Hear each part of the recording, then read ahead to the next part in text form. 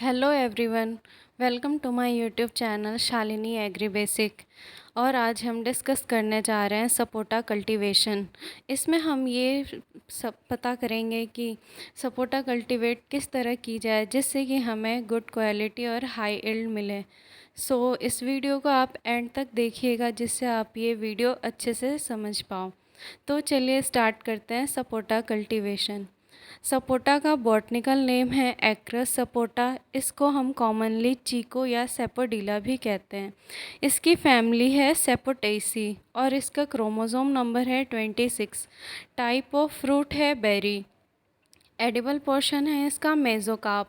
और pollination type है एलोगेमस anemophily. एलोगेमस मतलब कि क्रॉस पॉलिनेशन होता है, pollen grains from one plant to another plant के फ्लावर पे जाके पॉलिनेट करते हैं। और एनिमोफिली मतलब कि विंड के थ्रू पॉलिनेशन होता है, जैसे कि कोकोनट में भी।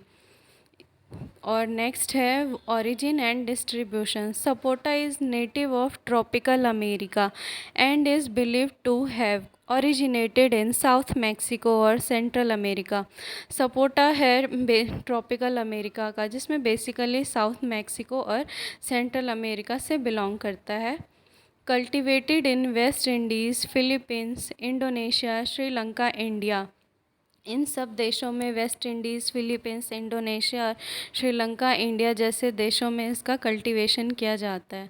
India is considered to be the largest producer of sapota in the world though. India जो है वो कंसिडर किया जाता है largest producer in the world. और sapota is considered to be a minor crop in India. sorry in India, sapota is commercially grown in Karnataka, Gujarat, Andhra Pradesh etcetera.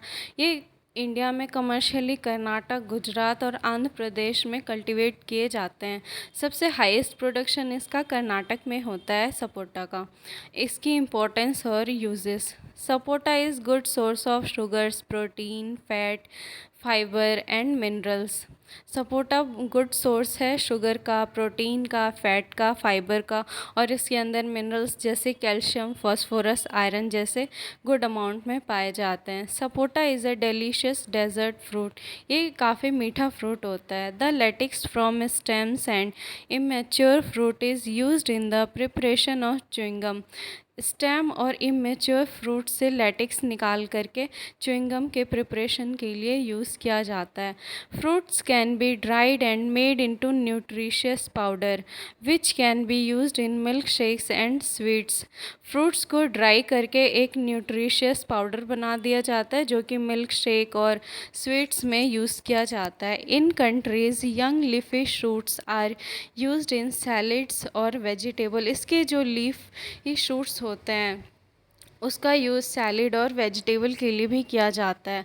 Suppose to be medicinal also seeds as diuretic bark as tonic. ये जो है urine को या excess water जो body में contain हो जाते हैं उसको रिमूव करने के लिए यूज़ किया जाता है। एंटीपायरेटिक, फीवर को कम करने या रोकने के लिए भी यूज़ किया जाता है। इन क्योरिंग बिलियर्सनेस मीन्स की गैस्ट्रिक डिस्ट्रेस जो होते हैं, गैस्ट्रिक से रिलेटेड जो डिसीज़ेस होते हैं उनको कम करने के लिए, उनको ट्रीटमेंट के लिए इसे यूज़ किया जाता है। कंटेन्स एंटीऑक्सीडेंट विटामिन्स लाइक सी। ये एंटीऑक्सीडेंट कंटेन करते हैं। इनके फ्रूट में एंटीऑक्सीडेंट बहुत होता है और विटामिन सी बहुत अच्छे अमाउंट में पाया जाता है।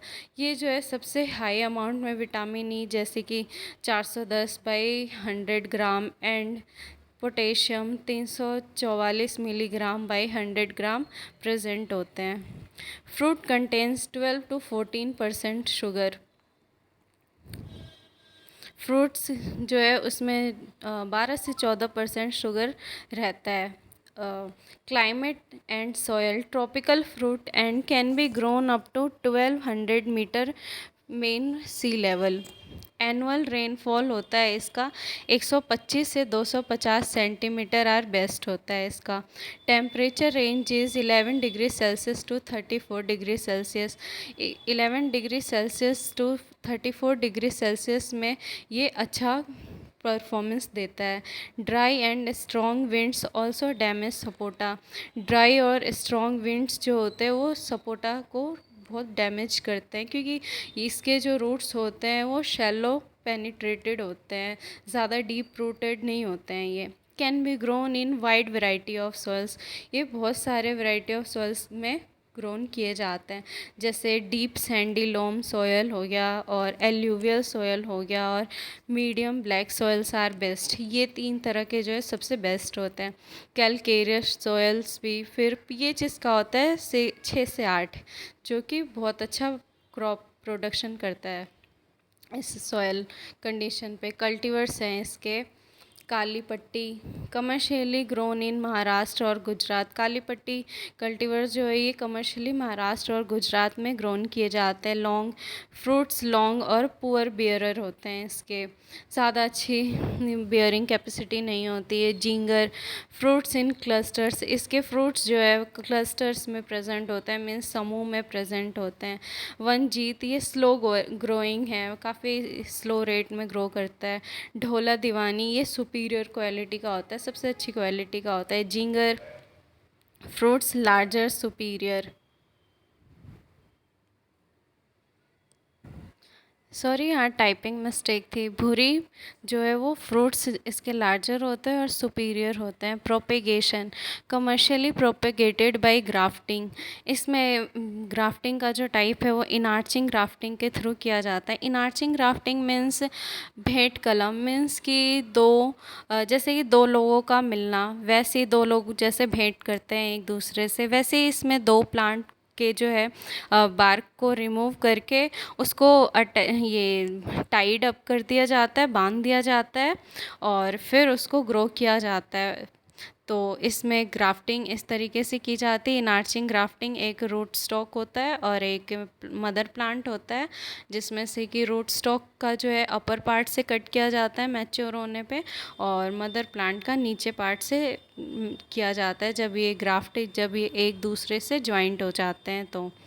और ये जो है ओनरायन और खिरनी रूट स्टॉक भी यूज़ किया जाता है एयर लेयरिंग में, जिसमें कि एयर लेयरिंग करने से जो है सपोटा के प्लांट जो है वो ससेप्टेबल होते हैं स्ट्रॉन्ग विंड्स के और can not withstand drought as their root system does not penetrate very deep into the soil, क्योंकि इसके रूट सिस्टम जो है वो वेरी डीप सॉइल में पेनिट्रेट नहीं कर पाते हैं। सो इस वजह से बहुत ससेप्टेबल होते हैं विंड के, उससे जो है ये डिस्ट्रॉय हो जाते हैं, डैमेज हो जाते हैं। तो रायन यूज़ किया जाता है, रायन और खिरनी रूट स्टॉक, जो कि स्ट्रॉन्ग रूट सिस्टम देता है। ये इससे स्ट्रॉन्ग रूट सिस्टम होता है। एयर लेयरिंग जो होता है इसको स्पेशली जून के मंथ में किया जाता है।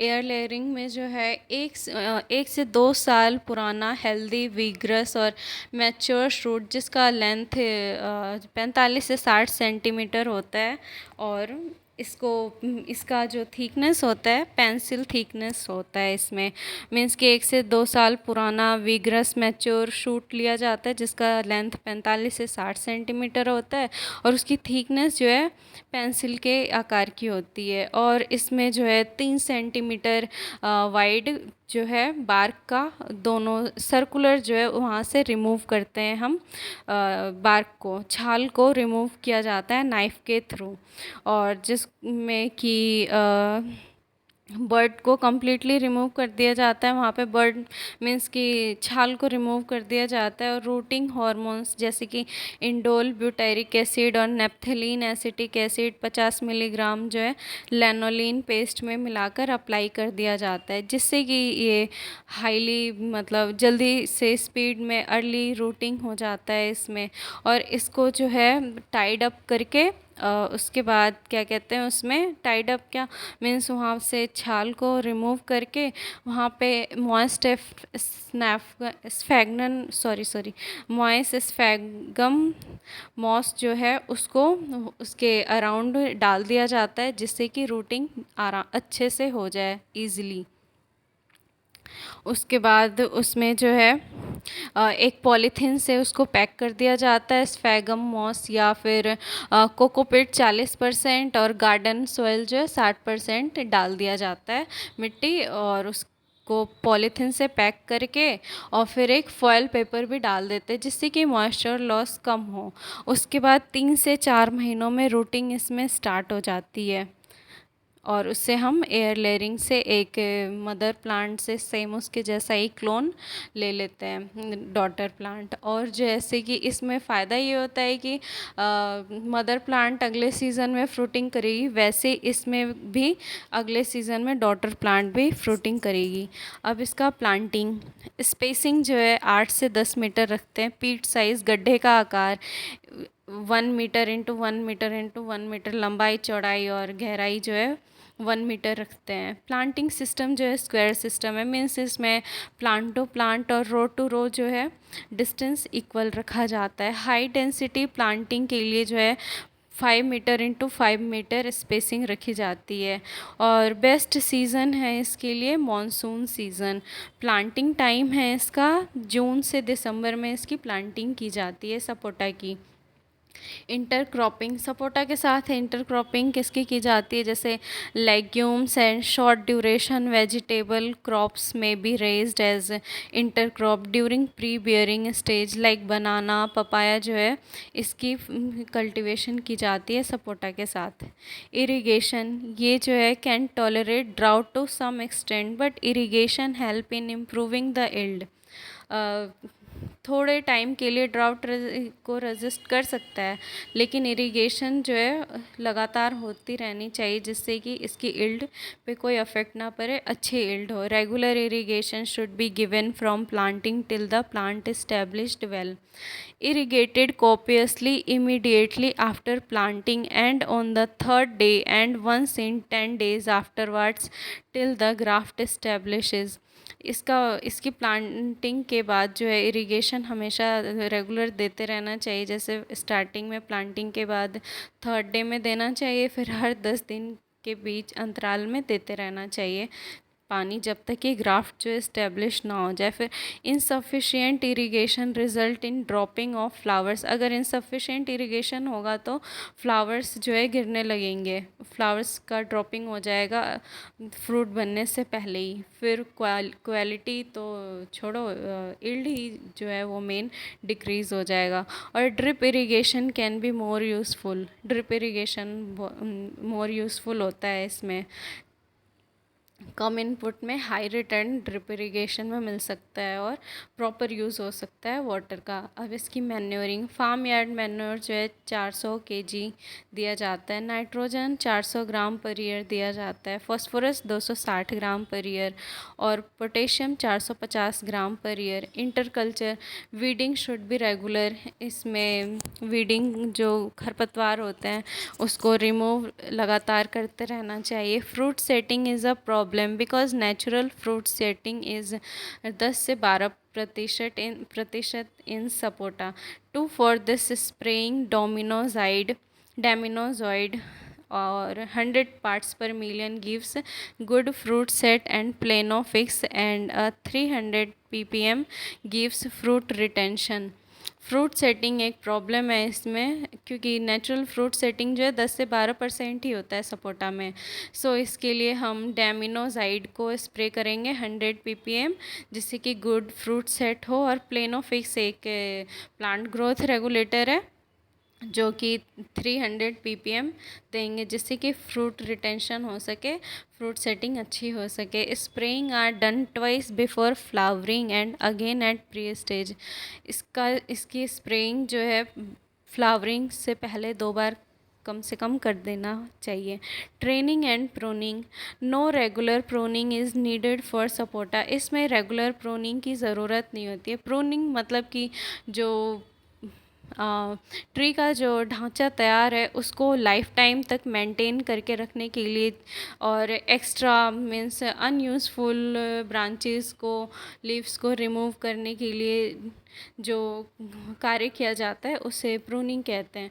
और ट्रेनिंग सिस्टम होता है इसमें सेंट्रल लीडर सिस्टम, जिसमें कि मेन स्टेम के लेटरल ब्रांचेस, प्राइमरी स्टेम जो आते हैं उसमें जो फर्स्ट स्टेम होता है उसको ग्राउंड से 40 से 60 सेंटीमीटर के बीच डिस्टेंस होना चाहिए।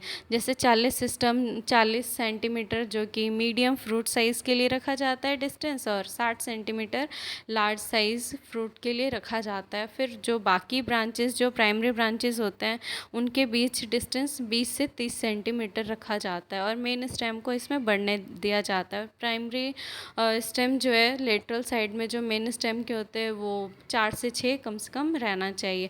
फिर इससे जो स्ट्रक्चर बनता है या ढांचा या एक पर्टिकुलर आकार जो बनता है वो ट्रायंगुलर या पिरामिड टाइप का होता है। इसमें जो है बीच में जो एरिया होता है वहाँ पे फ्रूट्स पे अच्छे से सनलाइट नहीं जा पाता है अगर ब्रॉड साइज़ के पत्तियाँ यूज़ होती हैं।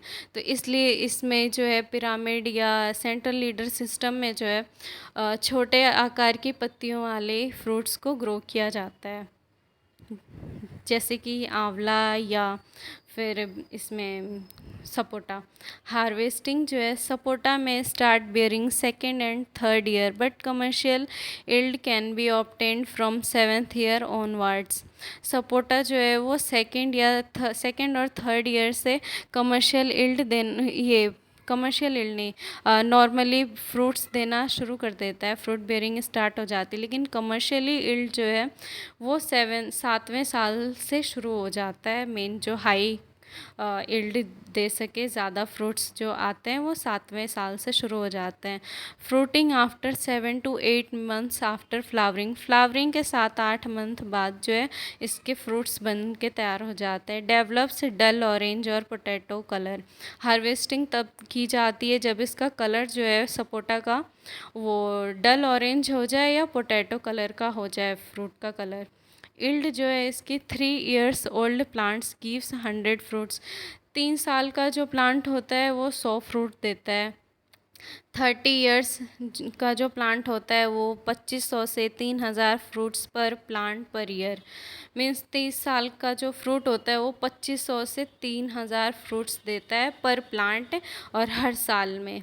एवरेज इज़ 20 से 25 टन पर हेक्टेयर होता है। स्टोरेज जो है dry fruits can be stored at 2 to 30 degree Celsius and 85 to 90 degree ये रिलेटिव ह्यूमिडिटी होती है फॉर 6 weeks। मीन्स कि ड्राई फ्रूट को स्टोर हम कर सकते हैं 2 to 30 डिग्री सेल्सियस में, 2 से 30 डिग्री सेल्सियस के टेम्परेचर के अंदर इस फ्रूट को स्टोर कर सकते हैं। और रिलेटिव ह्यूमिडिटी इसकी होनी चाहिए 85 से 90% रिलेटिव ह्यूमिडिटी, जिसको स्टोर हम 6 वीक के लिए कर सकते हैं। पेस्ट जो है फ्रूट बोरर, जिसे का साइंटिफिक नेम है वायरेकोला आइसोक्रेट्स, इसका कंट्रोल हम कर सकते हैं स्प्रे 0.05% मैलेथायोन और एंडोसल्फान 0.01%। मैलेथायोन की क्वांटिटी होती है 0.05% और एंडोसल्फान 0.01% की क्वांटिटी रख के स्प्रे कर सकते हैं। मिलीबग, जिसका साइंटिफिक नेम है फिनेकोकस आइसरजॉइड्स, इसको कंट्रोल हम कर सकते हैं spray dimethoate eight the rate of 30 millilitre in 80 litre of water. इसमें जो है 18 लीटर ऑफ वाटर में जो है 30 ml डाइमिथोएट रख के स्प्रे कर सकते हैं, जिससे कि मिलीबग से वो प्लांट अफेक्टेड ना हो। लीफ वेबर जो है इसका कंट्रोल हम कर सकते हैं फोसेलोन 2 मिलीलीटर पर लीटर ऑफ वाटर में कर सकते हैं। मीन्स कि 1 लीटर पानी में 2 मिलीलीटर फोसेलोन डाल के स्प्रेइंग करते हैं लीफ वेबर से बचने के लिए। बर्ड वॉर्म के लिए उससे बचने के लिए, मतलब प्लांट उससे अफेक्टेड ना हो उसके लिए स्प्रेइंग फोसेलोन, इसमें भी फोसेलोन ही यूज़ करते हैं। और डिसीज़ेस हैं इसके लीफ स्पॉट फिकोफिलियोस्पोरा इंडिका, इसको कंट्रोल हम कर सकते हैं जैसे रेजिस्टेंट वेराइटीज़ लाइक CO1 लगा के। फिर सूटी मोड है, इसको कंट्रोल कर सकते हैं spray zineb at the rate of 40 gram in 80 litre of water. Sooty mould और लीफ स्पॉट जो ये दोनों ही एक फंगल डिसीज़ है। इसमें जाइनेब का स्प्रे कर सकते हैं। सूटी मोड में 40 ग्राम जाइनेब डाल के 18 लीटर पानी में 40 ग्राम जाइनेब डाल के याद, और फिर 1 केजी मैदा जो कि एक स्टार्च होता है उसको बॉयल करके 5 लीटर पानी में 1 किलो मैदा डालेंगे, फिर इसको बॉयल करेंगे, फिर इसको ठंडा करके 20 लीटर परसेंटेज में स्प्रे कर देंगे। 5%, 20 लीटर में 5% डाल के स्प्रे कर देंगे। ये टॉपिक यहाँ पे एंड होता है। आई होप आपको ये टॉपिक समझ में आ गया हो। अगर आपको कोई भी डाउट हो तो प्लीज़ कमेंट बॉक्स में ज़रूर लिखें, और आपको ये वीडियो पसंद आती है तो प्लीज़ सब्सक्राइब एंड लाइक करें। Thank you.